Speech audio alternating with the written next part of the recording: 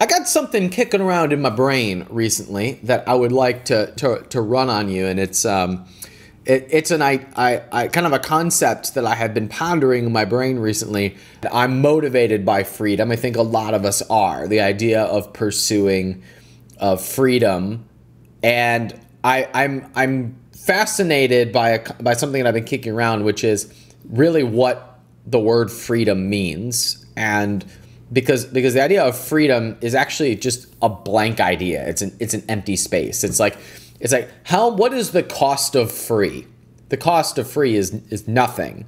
Free means nothing. It means empty. It means free. It means there's nothing there. So the idea of freedom is actually an empty concept. It's actually this idea of there being nothing there. It is like empty space. It's like an empty room.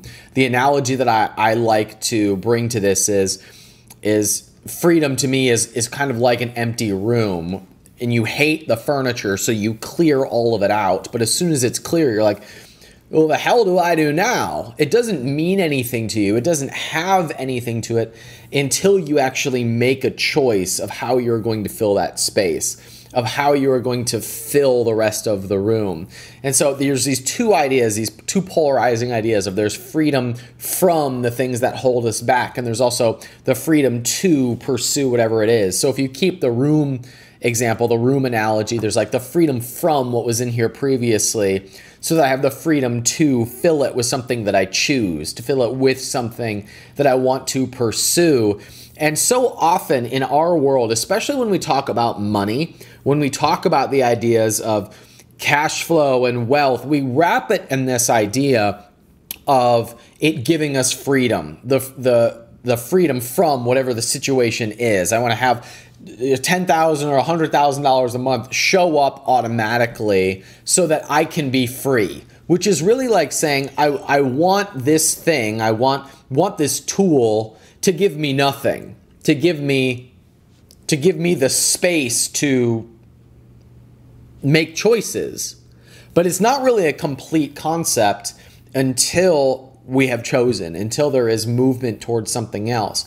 But a really strange thing seems to happen, and this is really what I have been pondering, is that at some point what we've chosen, what we have are free to move towards, stops serving us in the way that we hoped it would, and we once again have to clear it to have space for the next thing again.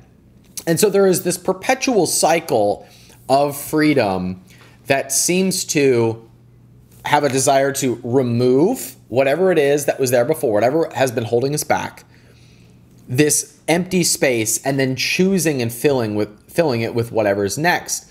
And then it kind of goes out of style, and we recycle that. And every time we go through a reset, every time we go through a time in which we're clearing for that space, it's really painful. It's really difficult. There's an attachment to whatever we have filled the space with. There's almost a need to defend whatever it is we have filled the space with. So in some ways, an example would be like a relationship.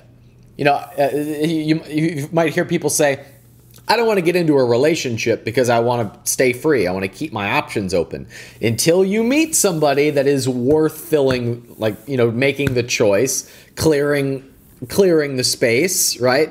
You choose that over something else, and actually all relationships end in either breakup or death. Yay, what a happy ending for all. And when it ends, there is usually a grieving period. There's a reset, and then you clear out old space for the next relationship, right? And we tend to fear the letting go of whatever the previous stage was.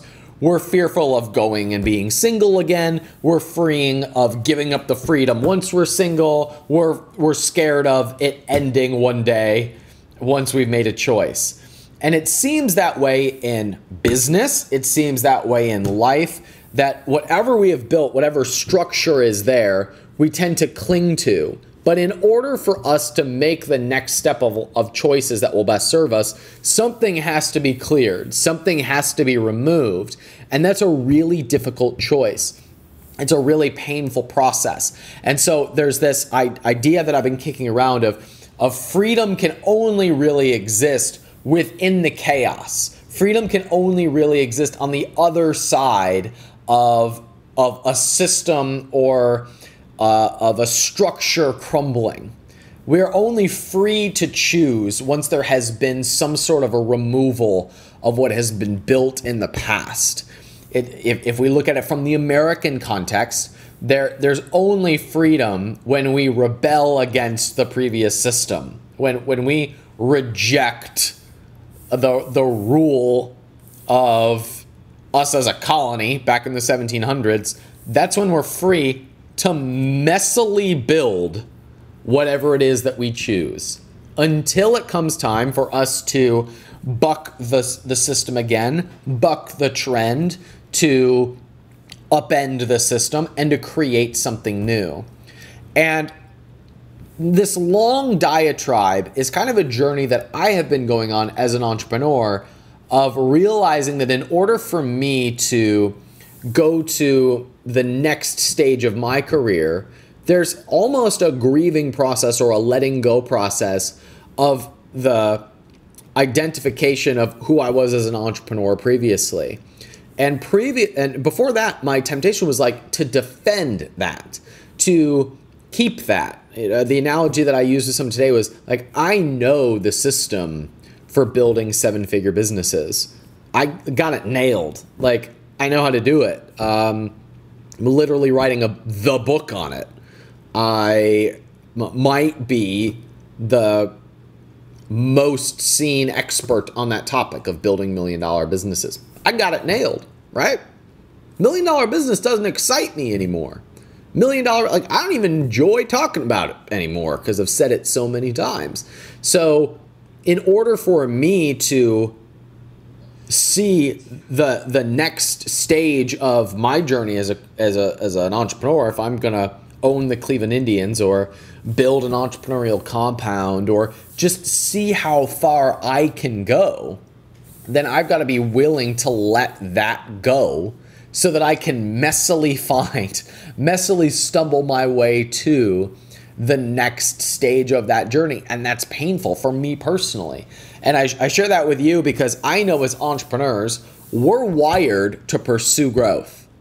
It's the only thing we know how to do. Like our brains are literally orchestrated in a way to reward growth. It's a happy hormone called serotonin. And serotonin comes from comparison. Our brain literally only knows how to compare our situation to somebody else's situation, or our position to our previous position, or to an idea of where we think we should be. And because we're wired for growth, because we have this idea of we're always supposed to be expanding and growing, that means that there has to be a continual shedding. There has to be a letting go process of the things that got us here, a letting go of the belief patterns, a letting go of the processes, a letting go of the way things used to be in order for us to be able to grow. So in like a super tactical sense of this, in this crazy entrepreneurial world, there's usually a change that happens in the marketplace. People are resistant to that change because it's how they got up into this, it's how they got to where they are. And so there's like a big surge of complaining that happens because things change, the marketplace changes. And the people who let that go and move in a new direction the fastest usually win. And the people who hold on to the old ways of doing things usually are killed off.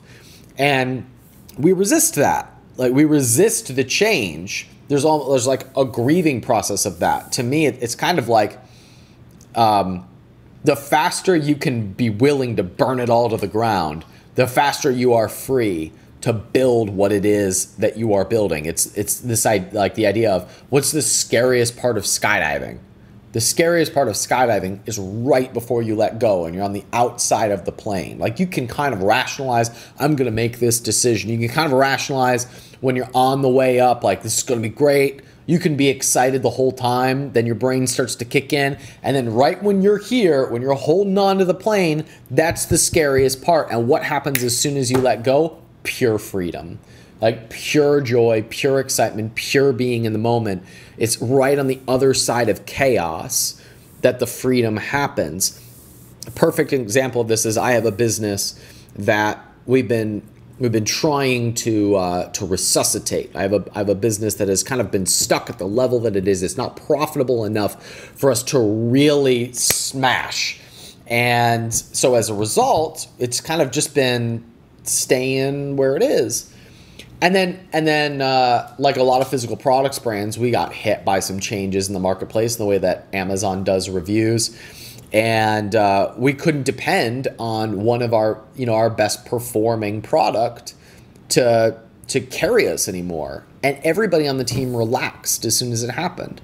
We had been stressed about it until that asset went kerplunk. And as soon as it went kerplunk, everybody was like, oh, well, now we can just build what we want. I don't know why we were so resistant to just have the conversation of why don't we just build what we want in the first place? But I would guess that it came something from holding on to what is because of fear of what happens when you let go and go into the chaos. So it's the same thing of like in relationships. We tend to default to the pattern that we've always operated in relationships, or the pattern that other people have given us.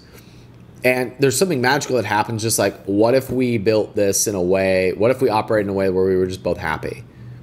Like what do you need from this? What do I need from this? And that's true in business partnerships. It's true in romantic relationships.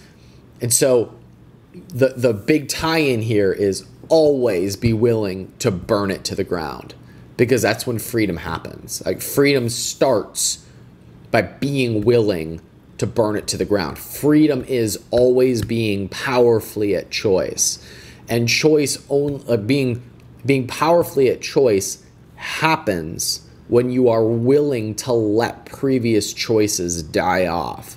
And we spend so much energy holding on to what is or defending what is, instead of being free to operate in this chaos so that we can choose whatever it is where we want to go next.